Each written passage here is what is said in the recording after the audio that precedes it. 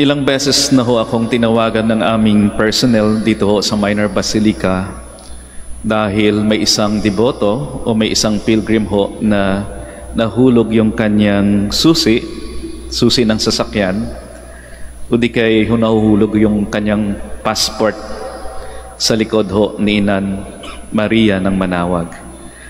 At ilang supot na rin hong ng papel na may nakalagay na prayer o petitions na nakukuha ho namin sa likod ni Inan Maria ng Manawag sa tuwing binababa ho namin siya at nililinisan yung imahe.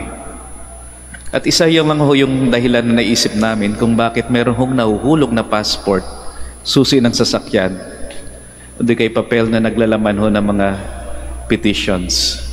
At yung dahilan ho naisip namin, dahil yung mga tao ho, yung mga deboto at pilgrim, nilalapat ho nila yung mga bagay na yan sa likod ho ni Inan Maria, sa laylayan ho ng damit ni Inan Maria ng Manawag, na para ho bang isang anak na nagsusumamo ho sa kanyang ina, na para ho bang sinasabi, "Ina, huwag mo namang kalimutan yung mga dasal ko."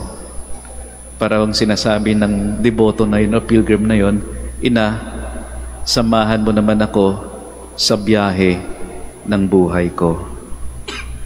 Kapag merong request na ganon, hindi na ako nagdadalawang isip na payagan. Kapag sinabi ng personnel ho namin, "Father, may nahulog na namang susi ho, kukunin na ho namin." Butin lang magaling yung personnel ho namin, lalo na yung personnel namin na kasing cute ko, kayang pumasok doon ho sa isang butas at nadudukot ho niya yung passport, hindi kay susi. Pag ganong requests, hindi na ako nagdalawang isip na payagan. Sige, kunin nyo na. Bakit ho hindi na ako nagdalawang isip?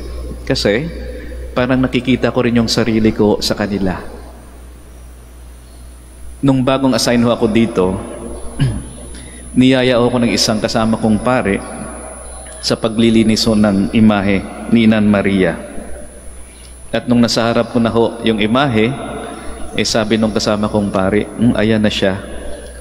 Hawak ka na sa kanya at dasal ka."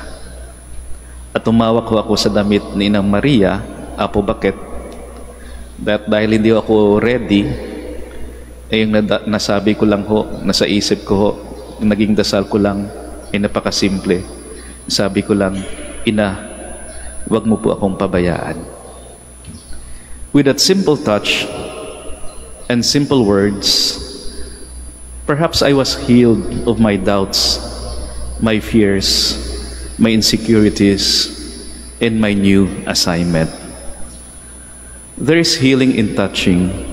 Kapag kapag nalulungkot ho tayo, marahil kinakabahan, o di kayo nagdududa sa sarili, isang hawak lang ho, isang tapik lang ng isang kaibigan, nakakawala ho ng lungkot, nakakawala ng kaba, o di kayo nakakawala ng pagdududa, mga pagdududa sa sarili. Kaya nga sa ating ebanghelyo sa araw na ito, narinig ho natin na maraming may sakit ang gumaling dahil nakahawak ko sila sa laylayan ng damit ng ating Panginoon.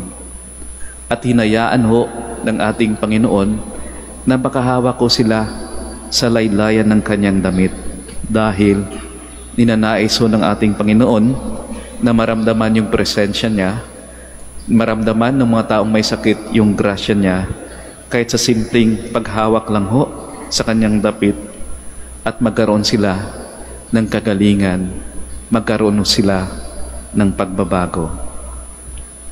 Our Lord Jesus Christ touched and allowed to be touched by the people around him, especially the sick, so that they may be cured and be converted.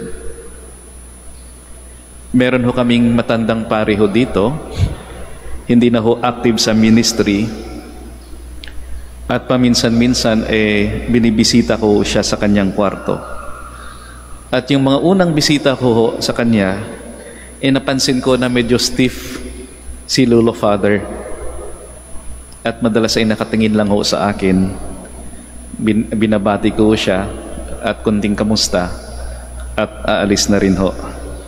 At pag alis ko, sinasabi ho niya sa akin, salamat sa pagbisita.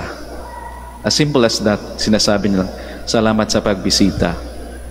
At ginawa ko, dinalasan ko yung pagbisita sa kanya at sinamahan ko ng konting tapik sa balikat niya, paminsan-minsan, konting tapik sa kamay ho niya, at medyo merong konting pagbabago ho kay Lolo Father. Kaya minsan, nung umalis ako, sabi niya sa akin, salamat sa pagbisita, na-touch ako at may kasamang ngiti si Lolo Father.